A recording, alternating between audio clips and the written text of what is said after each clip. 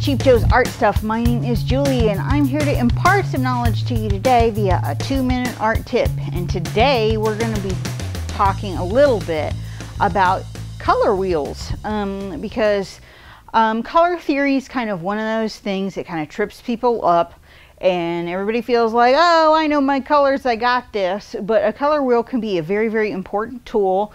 So we're going to be talking about some just basic color theory terminology today and how that works with a color wheel to help you understand it and translate it into your work.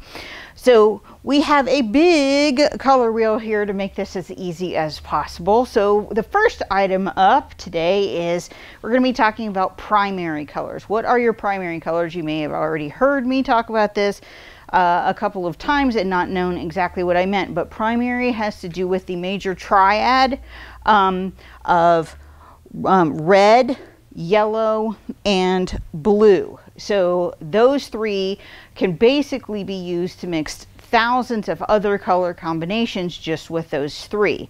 So with the addition of, white, you can create like all kinds of, pastel colors. With the addition of gray and black, you can create all kinds of like deep, rich, toned colors. So there's all kinds of different options with just those three.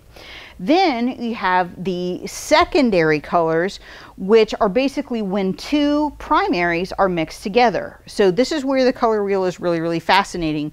Whereas if you have like red and yellow mixed together, what you would do with your color wheel on this specific one, you actually find red on the outside and then turn the yellow right here to the red, and it'll tell you what color that makes, and it makes a secondary color of orange. Okay, now if you turned the yellow here to red orange, which means add more yellow, you would then have what we call a tertiary color, which means a secondary color with just a little bit more of one added. And so you can see here how just the addition of more yellow gives you a different color of orange here.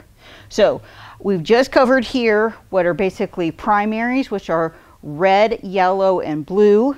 Your secondaries, which are orange, purple, and green. And as you can see here, like yellow and blue. So we have blue here and yellow here, green, and then red and blue, which make purple. And then also our tertiary colors, which are secondary colors with an additional primary added to create a third color. So all of that is just some basic information to kind of get you used to how you use a color wheel. And we have more to come, so tune in for more details about color wheel because we're sure you will enjoy.